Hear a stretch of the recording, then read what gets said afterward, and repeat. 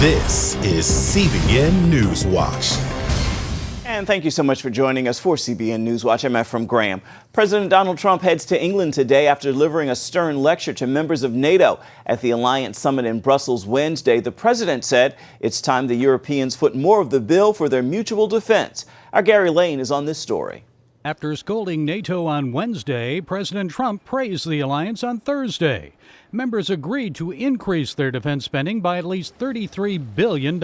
NATO is much stronger now than it was 2 days ago. I can tell you that NATO now is really a fine-tuned machine. People are paying money that they never paid before.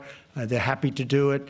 And the United States is being treated much more fairly. What prompted the NATO decision? The president took on members of the 69-year-old NATO alliance by questioning Germany's relationship with Russia. Germany, as far as I'm concerned, is captive to Russia. So we're supposed to protect Germany, but they're getting their energy from Russia. Explain that. A $12 billion Gazprom pipeline doubles the amount of natural gas flowing from Russia into Western Europe. The United States says it makes NATO more dependent on Russia for energy. That means increased Russian political influence and leverage on an alliance that America spends billions of dollars to help defend against Russia. Because we understand that when we stand together also when dealing with Russia, we are stronger. But Trump says most NATO members aren't spending their fair share. Only 6 of 29 members are spending barely 2% of their gross domestic product on defense. The United States spends 3.6%. The president wants to see each NATO member spend 4%. The United Kingdom is next on President Trump's itinerary. Anti-Trump protesters are expected to be out in full force, some voicing their displeasure with the American president by displaying this baby balloon. One of the highlights of the president's England visit will be a meeting with the Queen at Windsor Castle. Gary Lane, CBN News. Here now is a look at some of the other major stories we're following for you today inside the CBN newsroom. Papa John's founder John Schnatter has resigned as chairman of his company's board for racist remarks. He admitted he used a racially insensitive word during a media training session about race in May. Along with his resignation, he issued an apology saying, regardless of the context, I apologize. Simply stated, racism has no place in our society. This is just the latest controversy for Schnatter. He previously tried to downplay comments he made about NFL players protesting during the national anthem. Police have arrested Stormy Daniels at an Ohio strip club. Her attorney tweeted the news early today, stating she was arrested for allegedly allowing a customer to touch her while she was on stage. USA Today reports Ohio law prohibits anyone from touching a nude or semi-nude dancer. Daniels' attorney called the arrest a setup and politically motivated. Daniels is currently suing President Trump over a hush agreement about an affair she claims to have had with him. An FBI agent whose anti-Trump text messages fueled suspicion is expected to testify before Congress today. Peter Strzok will tell his side of the story for the first time publicly regarding derogatory text messages during his time leading investigations into Hillary Clinton's email scandal and Russia, as well as President Donald Trump. He said that he has never allowed personal opinions to affect his work. Now, for more on these stories and others throughout the day, you can always check out cbnnews.com. Everyone is strong in mind and heart. That from the doctor in Thailand treating the boys and their soccer coach rescued from deep within that flooded cave. The 12 boys made 2-finger victory signs from their hospital beds. They are right now in an isolation ward recovering from their 18-day ordeal. Their parents watch with relief from behind a glass wall. They are being treated for lung infections, but overall doctors say they are doing quite well. We are learning the boys' coach told the Navy SEALs who rescued them the order in which the boys should be carried out. They'll spend 7 days in the hospital and then go home to continue resting. A Thai official who oversaw the rescue mission calls it a symbol of unity among mankind. As senators begin the process of vetting Supreme Court nominee Brett Kavanaugh, disclosure forms show he is not nearly as wealthy as many of the justices on the court. Kavanaugh has a bank account worth $65,000. Add to that a retirement account worth about $500,000 and the equity in his home, and he has an additional $1 million in wealth. Disclosures show he also has little debt beyond his home mortgage. The annual salary for a circuit court judge, his current job, is about $220,000. A White House spokesperson says Kavanaugh's bank account shows he's devoted to his life of public service. The so-called fire season of California no longer exists. That's because fighting fires there has become almost a full-time job. As Heather Shells shows us, this is costing the state 45 lives and billions in damage just the last year.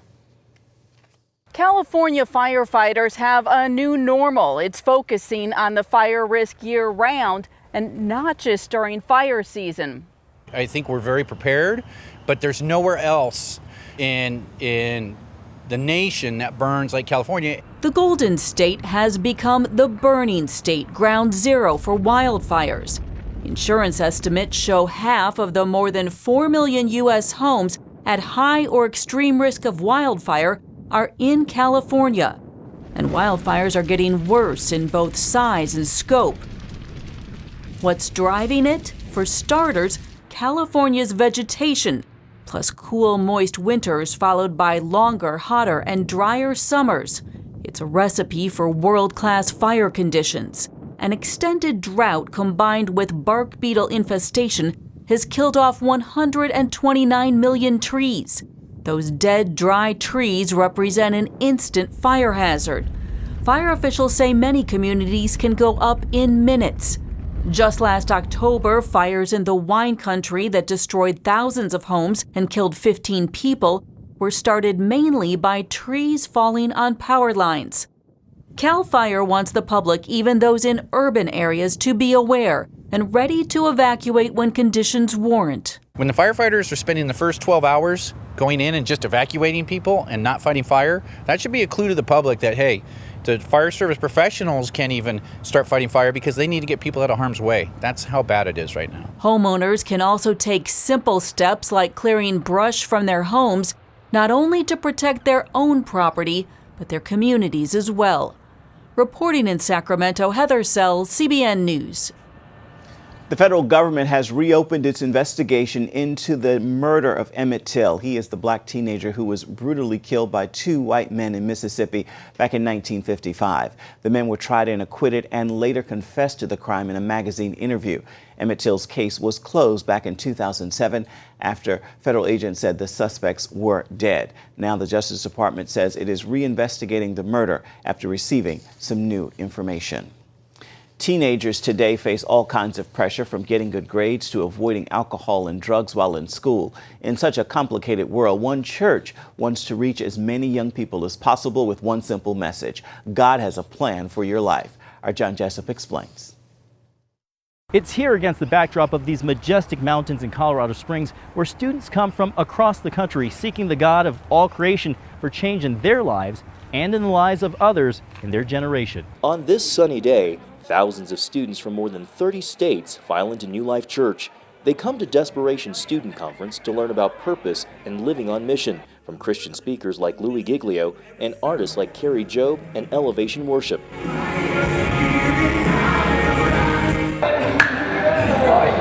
This is Ian Watkins' third year.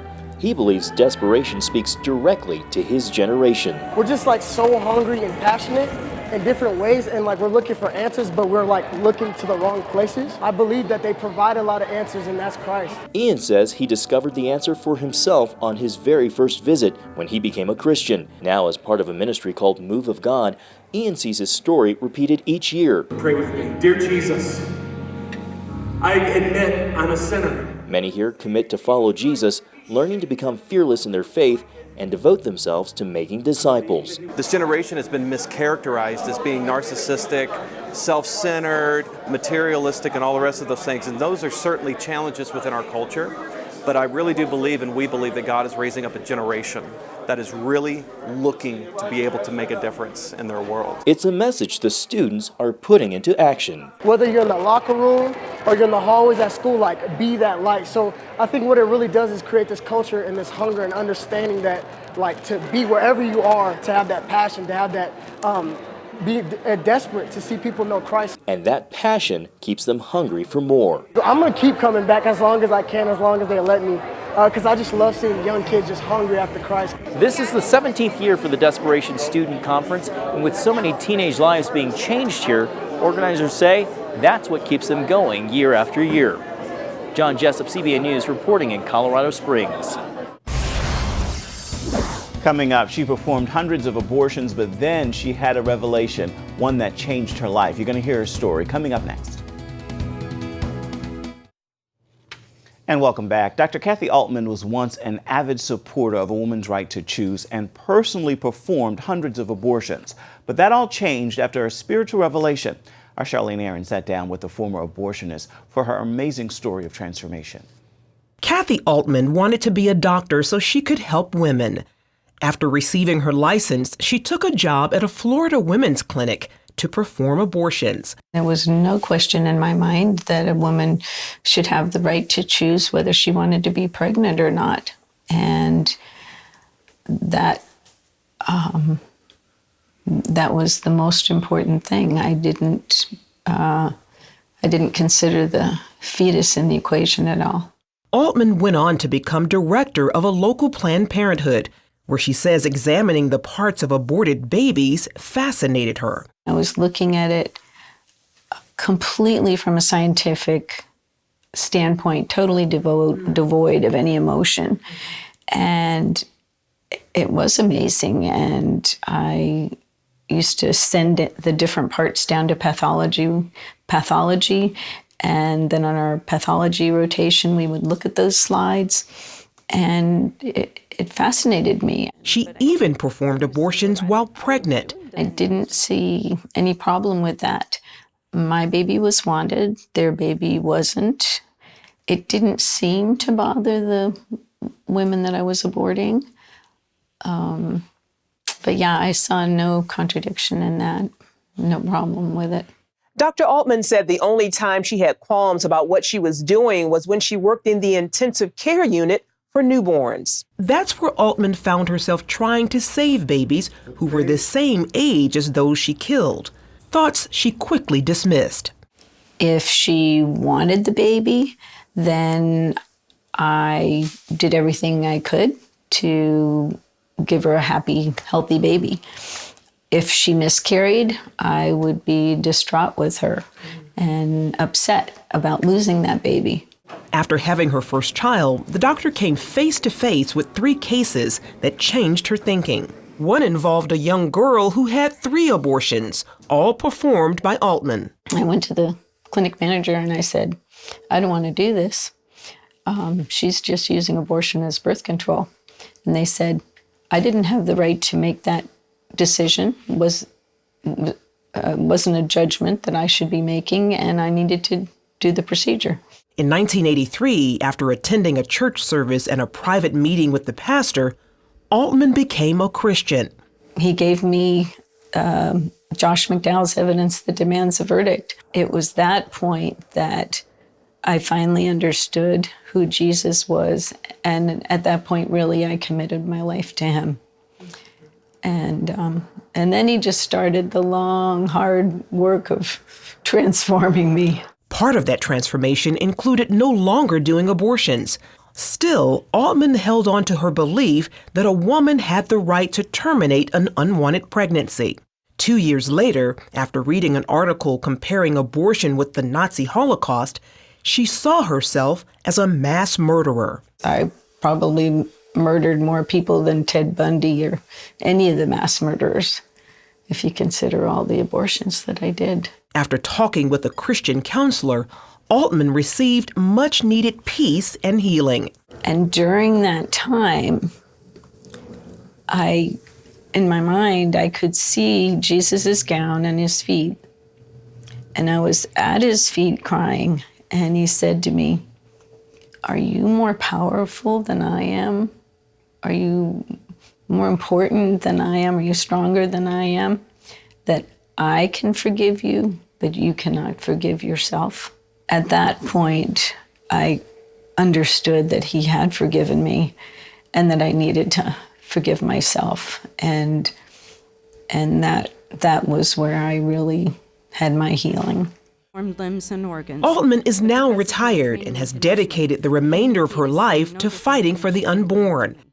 As a board-certified OB/GYN and a fellow of the American College of Obstetricians and Gynecologists, she recently urged lawmakers to pass the Heartbeat Protection Act, a measure that would ban abortions at 6 weeks of pregnancy after an unborn baby's heartbeat is detected.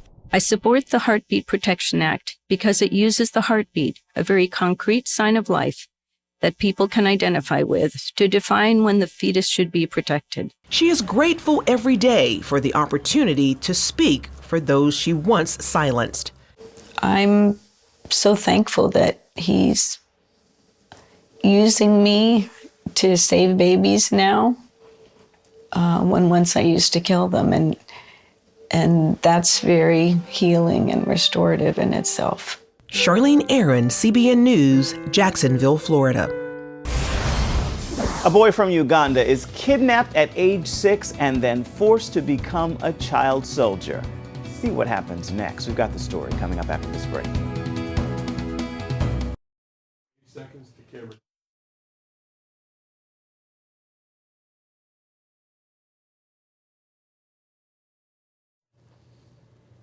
The Lord's Resistance Army kidnapped Jonah when he was just 6 years old, growing up in Uganda. As a child soldier, that group forced him to do unspeakable things, and his story could have ended with his own death. But God had other plans. One of Jonah's captors set him on the path of salvation. Take a look. I heard stories of rebels that kill everyone and burn entire villages. So when our neighbors screamed, "They are here!" I ran and hid all day, but they still found me. Jonah told me the incredible story of his capture and eventual release and rescue from the Lord's Resistance Army. He was taken captive with many other boys when he was just 6 years old. I was the youngest among them. We walked for days, then arrived at the base. The commander gave me a big stick and ordered me to kill a man. If I didn't do it, they would kill me. I beat him and beat him, but I was so small and weak, he would not die. Then I said, just let me die too. I'm too young to kill this man. The LRA commander gathered all the boys around and told them not to cry or shout, but only to laugh and celebrate what was about to happen. They made the man lie down and cut him in pieces as he begged for mercy. There was so much blood. My heart cried out for him, but I kept it inside. I lost all my good memories and only saw the madness around me. Forced to fight for the LRA, Jonah was badly injured during a crossfire. The soldiers asked him if he wanted to rest. When they asked that, it means they'll make you rest forever. I said I can walk. I prayed and asked God to take me home. I knew it was out of my hands. I could no longer do anything. Nobody took care of Jonah, so when his wound didn't heal, a soldier took him to an empty field to kill him. But instead of shooting him, the soldier let him go. I wanted to get as far away as possible. I stayed in abandoned huts as I fled. And everywhere I went, I was in so much pain. At night, I woke up and heard a voice saying, "You have to keep on going." I looked to see who spoke, but there was no one. Now I know it was God. In one abandoned hut, Jonah found beans and a few matches and managed to start a fire. An army fighting the rebels saw the smoke and surrounded the hut. When they found Jonah alone, they took him to safety. Jonah went back to his village, reunited with his family, and joined a peace club. The club was started by Exile International, a ministry supported by CBN's Orphans Promise. Through the Peace Club, he learned about the God who saved him. Even before I knew him, he took care of me. I have given my life to Christ, and I know there is nothing I have outside of God. You didn't find me by accident. God sent you to me, and your love and acceptance has helped heal my heart. Many of the kids who come to these peace clubs are either war orphans or former child soldiers. But here in a therapeutic setting, they sing songs and play games. Early on when they start coming, a lot of the skits they put on have to do with violence and war. But in time, they're doing little plays about school and their friends. Because here, they have a chance to be kids again. We also enrolled Jonah in a Christian boarding school where he's doing very well. My life is complete. You have cared for me like a parent and given me everything I need. There is nothing I can give you in return, but I pray that God will bless every person who has been a part of helping me. Jonah's amazing story. You can learn more about our Orphans Promise by going to its website. That's ob.org. We'll be right back. Time now for your Thursday Thankful, and today I pray you will join me in this prayer of gratitude. Father, I thank you that you are always who I need, what I need, and when I need. You are indeed the answer to it all. With that word, be sure to make this a very thankful Thursday. That is going to do it for this edition of CBN NewsWatch. Remember, you can find more of our exclusive coverage of the issues you care most about always at cbnnews.com. And we'd love to hear what you think about the stories you've seen here today. You can do that by emailing newswatch@cbn.com. You can also reach out and touch us on Facebook, Twitter, and Instagram. Hope you'll join us again right here next time. Make this a thankful Thursday. We'll see you right back here tomorrow. Goodbye and God bless.